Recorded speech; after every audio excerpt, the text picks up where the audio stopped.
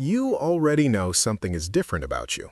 Not because you decided to be, but because somewhere along the way, you noticed that the hours most people spend unconscious feel like hours you were designed to use. You sleep less, and you've been told, repeatedly, that this is a problem. But what if the psychology of short sleep is more complex than the warnings suggest? And what if something real is happening inside people who operate this way that no one has bothered to explain accurately? That's what this video is all about. Not to validate recklessness, and not to repeat the standard warnings you've already heard 100 times, but to examine what psychology actually observes in people who consistently sleep less. What's happening beneath the behavior? What drives it? And what it costs when it's misunderstood. Because the cost of misunderstanding your own psychology is always higher than the behavior itself. Sleep is one of the most moralized behaviors in modern life. It has become a metric of self-discipline, a signal of health consciousness, a marker of how seriously you take yourself. And within that cultural framework, people who sleep less are almost automatically categorized as either reckless, dysregulated, or simply uninformed. The narrative is tight. Sleep deprivation causes harm. Therefore, anyone sleeping less than the recommended hours is harming themselves. And anyone who doesn't appear harmed is either in denial or hasn't waited long enough. What gets lost in that framing is psychological nuance. And psychological nuance is exactly where the truth lives.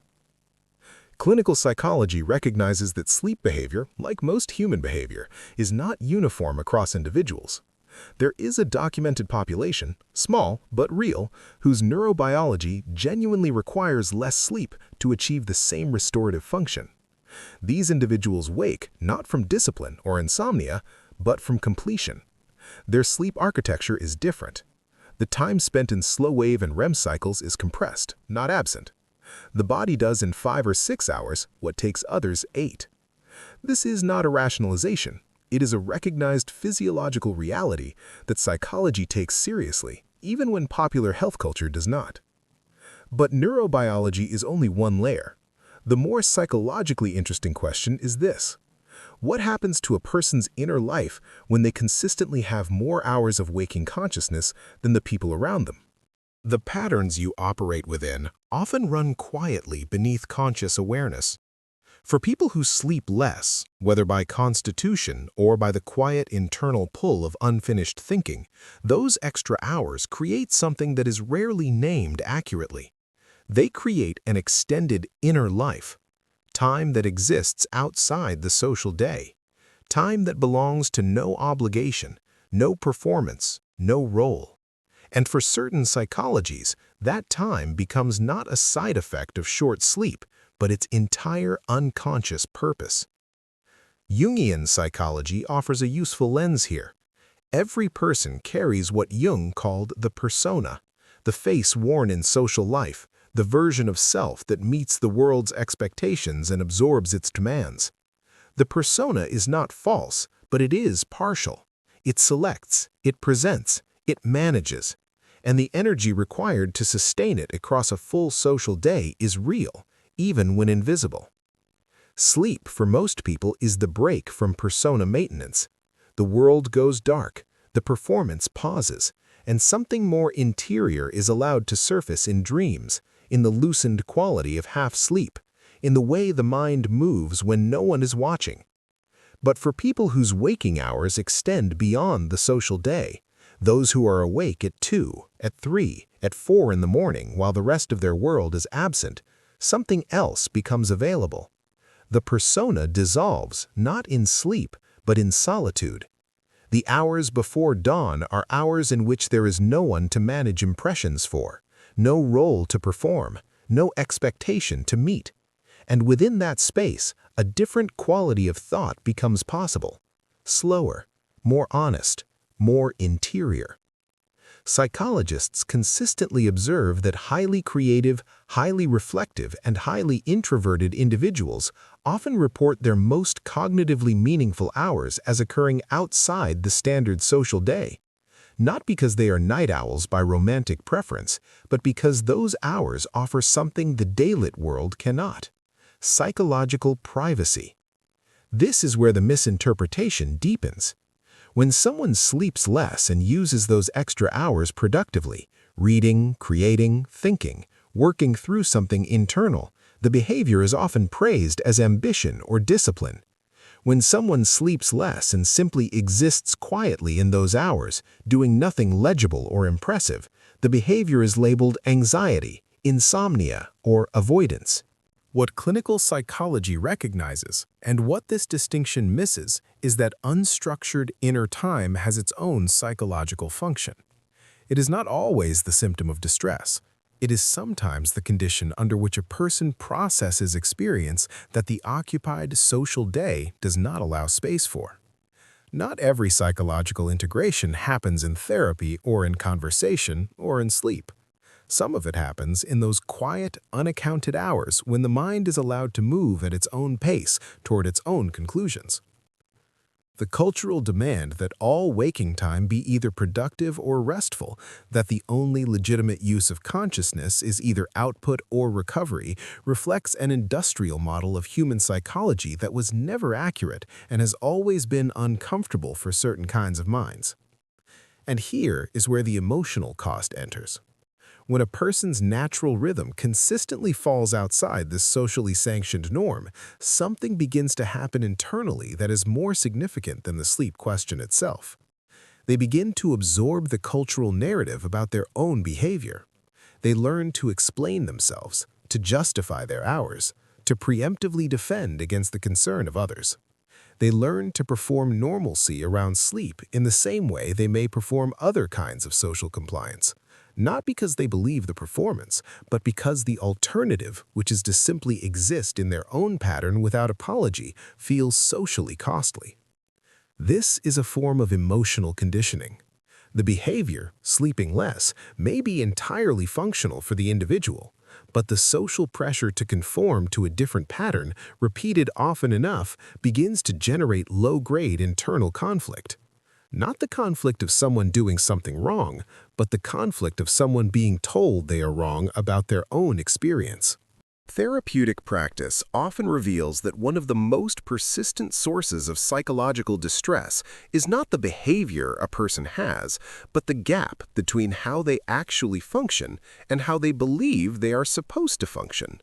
That gap between lived experience and internalized standard creates a specific kind of exhaustion that has nothing to do with sleep. It is the exhaustion of self-doubt applied to self-knowledge. When a person who sleeps 5 hours and wakes feeling complete is told repeatedly that they cannot possibly feel complete, they eventually begin to wonder if they are missing something they cannot perceive. They begin to question their own interoception. They begin to treat their own experience as unreliable. And that, the erosion of trust in one's own internal states, is a genuine psychological harm, not the sleep itself. There is another dimension worth examining, one that rarely enters the popular conversation about sleep. The health consequences of sleep deprivation are real and well documented. Impaired cognition, metabolic dysregulation, immune vulnerability, emotional reactivity, these are not invented. But the psychology of how people respond to health information is equally real and equally worth examining. There is a documented tendency in human psychology toward what researchers sometimes describe as health anxiety by proxy, the adoption of other people's risk profiles as one's own, driven not by accurate self-assessment, but by social contagion and generalizing fear. In a culture saturated with warnings about sleep, a person whose body genuinely requires less of it may nonetheless develop anxiety about their sleep simply because the volume of alarm around them is high enough, not because their body is signaling a problem, but because the cultural environment is. This distinction matters enormously. The body has its own intelligence. That intelligence is not infallible, and it does not override medical reality. But it is also not as unreliable as anxious culture would have people believe. A person who sleeps less, functions well, feels rested, thinks clearly, and experiences no degradation in health or cognition over years is not, by definition, in danger. The absence of symptoms is not denial. Sometimes it is simply the absence of symptoms. What psychology asks is not whether you are sleeping enough by a universal standard, but whether you are living in alignment with your actual physiology, your actual cognitive needs, and your own honest self-assessment, rather than an anxious compliance with a norm designed for an average you may not represent. The deeper pattern worth recognizing here is not about sleep at all. It is about how easily a person can be separated from trust in their own experience when that experience diverges from what the surrounding culture expects. Sleep is one of many arenas in which this happens, but the mechanism is the same across all of them. You have a way of being that is yours. It has a logic. It has an internal consistency. It functions, even when it looks different from the outside.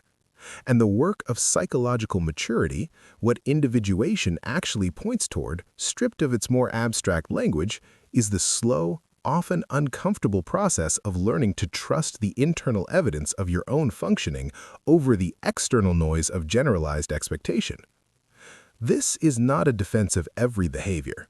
It is not a license to ignore genuine distress signals from the body or the mind. Dysregulation is real. Avoidance, through sleeplessness, is real. The compulsive productivity that uses waking hours to escape rather than to live, that is real too, and it deserves its own honest examination.